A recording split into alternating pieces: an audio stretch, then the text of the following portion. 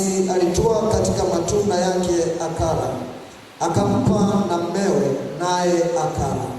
Wakafumbuliwa macho wote wawili, wakajijua kuwa wa uchi, wakashona majani ya mtini, wakajifanyia nguo.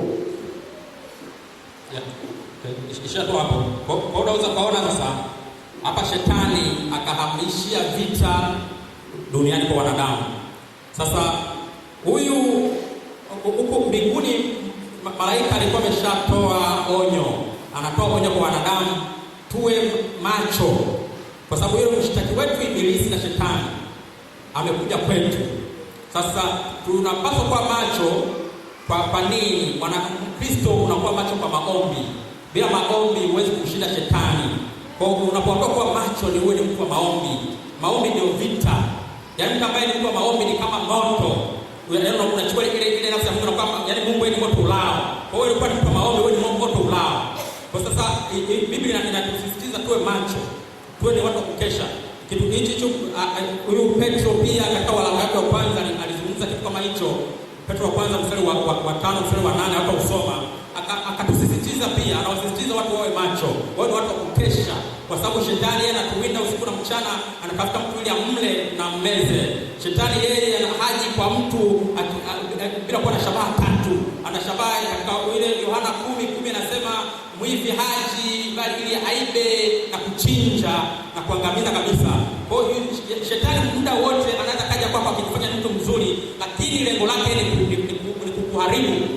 Ajenda yake asili ile kwamba ameazimia kumuumiza mwanadamu ambaye aliumbwa na Mungu, kwa sababu anajua huyu mwanadamu anafanana na Mungu, atakapokuwa nikimpiga na Mungu anapata maumivu katika moyo wake. Kwa hiyo ndio ajenda yake asili. Hata shetani anakuja kwa kukubembeleza, ukisha kuingia kama katika matatizo, shetani anakuacha unabaki unahangaika mwenyewe. Kwa sasa akapata nafasi kwa Eva katika hali ya siku zote, yeye Adam na Hawa walikuwa wakitembea pamoja siku zote bustanini, katika bustani ya Eden ambayo Mungu aliumba ni bustani ya kupendeza. Wao walikuwa ni kula matunda tu na kuipalilia ile bustani, lakini na walikuwa ni kula kwa raha. Yaani mtu anayekula matunda ni mtu mwenye afya sana. Kwa hiyo chakula chao kilikuwa ni matunda. Yaani wakati hata hawapiki mavyakula. Unajua mavyakula tunaopika bado weka manini, maviungo ni masumu. Vyakula bora ni vyakula vya matunda. Kwa kula matunda tu wangeishi milele. Sasa shetani akapata nafasi, akamuuliza Eva, eti Mungu alisema msile matunda katika bustani hii? Unaona alipokuja na ajenda ya uongo. Sababu Mungu alishawaambia kuleni matunda yote isipokuwa ile mti ya katikati. Lakini yeye anakuja kwa technique. Sababu maandiko yamesema ni mwelevu. Shetani ni mwelevu. Ni mwelevu kwa alikuja kwa alisema msile matunda haya. Akasema hapana, tule matunda yote kwa ule mtu wa katikati. Matunda yake tusiale. Akamwambia hapana, mle tu, kwa sababu mshakula mtakuwa na mtakuwa kama yeye. Hebu chukua tu kula tu, mna shida. Anakubembeleza. Akamwambia kwa tu mna shida. Lakini shida alipata baada ya kula, akachuma na mengine. Yaani wakati amekula akafunguliwa macho, akachuma na mengine katika ule mti, akampelekea Adamu na akampakala. Walipokula wote macho yakafunguliwa. Kwa nini wakafunguliwa? Wakajiona wako uchi. Na wakati siku zote walikuwa havai nguo na wanaona wako kawaida, lakini siku hiyo mambo yakabadilika, wakajiona wako uchi, hawezi tena kustahimili kukaa bila mavazi. Kwa nini? Wakati ule walikuwa wako bustanini wako uchi na wanaona wako sawa. Alafu sasa hivi muda huo wameshatenda dhambi, wanaona hii tena haiwezekani. Kwa kinachotokea ni kwamba ule utukufu wa Mungu uliokuwa unawafunika katika ulimwengu wa roho. Yaani mwanadamu huwa ana nafsi ya mwili, ana roho, mwanadamu ana mwili, ana nafsi na roho. Kwa sasa wakati ule wa Adam na Hawa, maisha yao walikuwa wakiishi duniani, lakini na ile roho zao, yaani kichwa kwa kina monitor sana mambo yao kwa ni roho. Sasa roho haihitaji mavazi, ndio vazi la utukufu tayari wa Mungu. Sasa wamekuja kutenda dhambi. Ile roho zao zilikuwa zimetakasika, zina vazi jeupe. Sasa wamekuja kutenda dhambi, Mungu achangamane na uchafu, ile vazi tena likatolewa. Sasa wakajikuta sasa kule roho hawapo tena, wamebaki mwilini. Samulini ndio hawana kitu sasa, wamebaki wako vile vile. Kwa hiyo tunaona ndio kilichotokea. Ndio maana kaona sasa hapa sasa hivi tuko uchi, kwa sababu mwanzoni zile roho zao zilikuwa ziko dominant, zilikuwa na nguvu kuliko mwili. Sasa zilipotenda dhambi zikakula utukufu kazi akipimwa hawezi kwa mambo ya wote na hawayaoni. Sema hicho kina ni cha mwilini ndio kaja kujigundua sasa mambo yamekwisha kwa balaa. Unaona mambo ni balaa. Kwa hiyo unachoona hapa Mungu alikuwa na desturi ya kuwatembelea kwa sababu alipowaumba wanadamu alikuwa anawapenda sana. Alikuwa na kanuni ya kawaida yao ya kuwatembelea mara kwa mara. Kwa hata siku hii jioni anakuja kuwatembelea. Anamuuliza kwamba Adamu mstari wa nani? Huyu mstari wa 9. Bwana Mungu akamwita Adamu. Adamu akamwambia uko wapi? Akasema ona sasa mambo yanaanza kuwa lugha gongana. Yaani wakati zamani mwanadamu na Mungu walikuwa wanasikilizana vizuri. Sasa hivi bahati mbaya sana sababu binadamu wako mwilini sana. Sasa ukishakuwa mwilini sana hata sauti ya Mungu tena inaanza kupotea. Mpaka wewe ni mtu wa rohoni ndiko sauti inaanza kuwa wazi sana kwako. Sasa huyu anamuuliza uko wapi? Ona anachokijibu Adam akasema nalisikia sauti yako bustanini nikaogopa kwa kuwa mimi ni uchi nikajificha.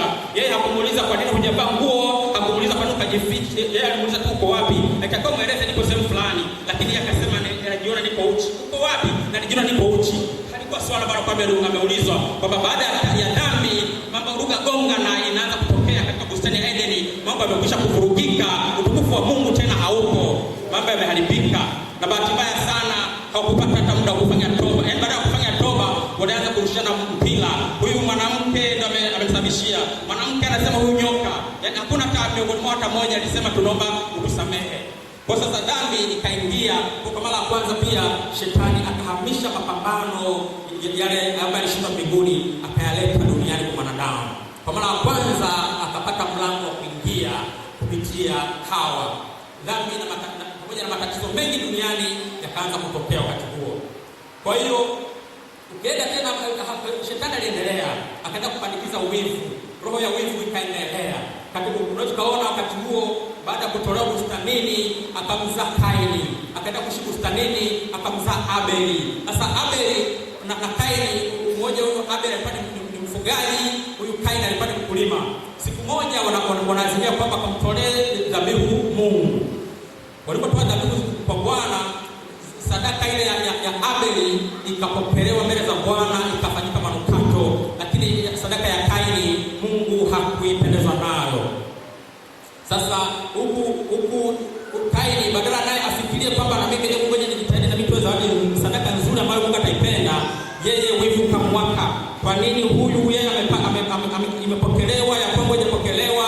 Badala ya kuanza fanya vizuri na yeye ili abarikiwe, yeye akazimia kwamba huyu mtu lazima nimuue. Kwa unaweza kuona kwa mara ya kwanza kifo cha mwanadamu kinasababishwa na wivu. Kwa hiyo inabidi ujilinde na moyo wako usikuwa na wivu kwa mtu yeyote, kwa sababu pia katika hali ya maisha ya kawaida mtu mmoja akifanikiwa ukimbariki ukafurahia mafanikio yako, yani ile principle ya ulimwengu wa roho, ukifurahia mafanikio ya mtu mwingine na wewe ile mafanikio yanakuja kwako. Ulimwengu wa roho una principle. Ukimwonea wivu mtu, yani unakuja kuchimbia kaburi. Yani ukisha kuchukia maneno ya mtu, hautokuja kufikie hata unakufa. Nisikilize mimi nakueleza, mimi mtu rohoni nakueleza. Ukishamchukia mtu kwa sababu ya maneno yake imetoka, hautakuja kumfikia mpaka dunia itakaporudi. Kwa hiyo jilinde sana moyo wako, usije ukachukia. Ukiona mwenzako amefanikiwa, furahia maneno yake. Mbona labda ni binti mwenzako amepata mchumba anaolewa, furahia mafanikio yake, kwa sababu na wewe siku yako inakuja. Ni kijana unaoa, mwenzako rafiki anaoa, ufurahia kufanikiwa kwake, kwa sababu na wewe siku yako inakuja. Ila ukishamchukia hutokuja kumfikia. Hiyo ndio principle. Yaani ukishamchukia mtu kwa mafanikio yake imetoka, utabaki hivyo hivyo. Kwa sasa jilindeni na moyo wa wivu. Kwa sababu moyo wa wivu ndio ambao umeleta mauaji, umeleta kifo kwa mara ya kwanza. Kwa hiyo unaweza kuona ni kitu kibaya, wivu ni mbaya. Kiburi nacho ni kibaya ambacho ndio kimemtoa shetani mbinguni. Bali alikuwa ni malaika wa sifa. Alikuwa ni malaika na anaimba mbele za Mungu, akiimba nyimbo nzuri za kupendeza, lakini kwa sababu ya kiburi hichi kikamtoa katika utukufu wa Mungu. Sasa mpaka sasa hivi tazama shetani anawayawaya, hana mahali pa kwenda, amekuwa mtu wa kukataliwa na bado anafikiri ule moto wa jehanamu.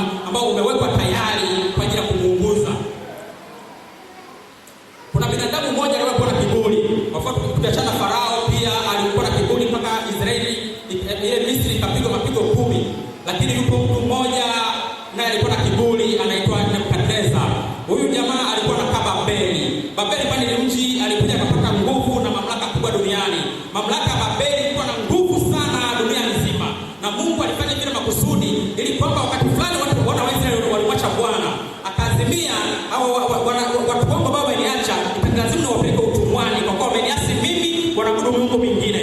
Sasa Mungu akaamua tu kumuinua huyu Nebukadneza mfalme wa Babeli. Yule wala hakuwa mtumishi wa Mungu, alikuwa anaabudu miungu ya Wakaldayo. Lakini Mungu hawezi kumchagulia kwamba nimbariki huyu. Anambariki mwenye dhambi, anambariki mtakatifu, kumpangia Mungu anambariki anayemtaka.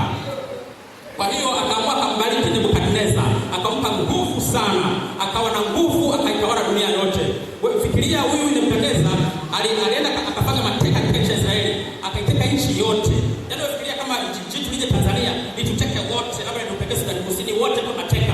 Wewe fikiria hiyo ni nguvu ina gani? Hiyo nguvu alipata kwa Nebukadneza. Sasa Nebukadneza wakati fulani akajiangalia akaona, lakini kwa anafanya mambo maajabu, anawalazimisha watu wasisujudu sanamu.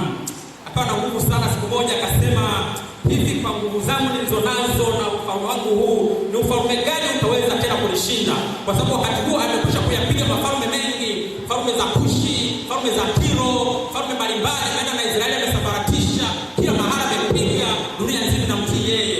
Baadaye anajiuliza, hivi ni ufalme gani tena utainuka? Hakuna ufalme, moyo wake anasema hakuna ufalme tena utainuka dhidi yangu, kwa kuwa mimi nina nguvu sana, wala hakuna atakayeniweza. Kwa hiyo ni roho ya kiburi ikaanza kuinuka ndani yake. Lakini siku moja wakati haya yanatokea, huyu Isaya pia alikwisha kuyaona hata kabla hajatokea. Huyu Isaya alikuwa ni nabii ambaye alikuwa ni nabii wa Israeli wakati huo, na anaanza kutoa unabii wakati huo. Hata huyu mfalme Nebukadneza alikuwa hajazaliwa, alikuwa ni miaka nyuma kidogo. Lakini nabii kama alivyomwonaji, Mungu akamuonesha katika kitabu cha Isaya 13:19, akamwambia, Babeli, huu utukufu wa falme, uzuri wa kiburi cha Wakaldayo utakuwa kama Sodoma na Gomora hapo Mungu alipoiangamiza. Kwa hiyo yeye kujiona na nguvu, lakini bado Mungu alikwisha kutoa unabii hata kabla hajachukua mamlaka. Anamwambia hicho kiburi chako kitakuja kuwa kama Sodoma na Gomora. Lakini pia huyu kiburi chake kilikuja kikamponza wakati fulani. Kwa sababu ya kiburi chake, Mungu alimtoa katika ufalme wake, akampeleka msituni. Kule msituni akakula majani ya ng'ombe, akakula na ng'ombe, hata maji ya kunywa hana, anapata tu matone, yaani ule umande wa maji na majani na zile nyasi ndio anakunywa. Ndio anakula chakula cha majani pamoja na umande. Kwa sababu kwa kiburi chake, Mungu akaamua amnyenyekeshe. Mungu anapenda watu wanyenyekeana. Watu wanyenyekeana ndio ambao wanatoa sadaka, Mungu anazipokea. Sasa hataki watu wenye viburi, lakini pia alitaka muoneshe kwamba hizi mamlaka hujajipatia wewe, hizi nguvu nimekupa mimi, na nilikupa kwa ajili yangu mimi mwenyewe makusudi. Na ajenda ilikuwa nimeipanga kwa ajili ya wana wa Israeli kuwatia adabu. Si kwamba wewe mwenyewe unajiinua, ila Mungu kuinua mwenyewe. Kwa wakati huu Babeli akatupwa msituni, alitiwa wazimu. Alipotiwa wazimu, akakimbia ikulu, akaenda msituni, akana na ndege wa hayawani huko mapolini, anakula nyasi. Lakini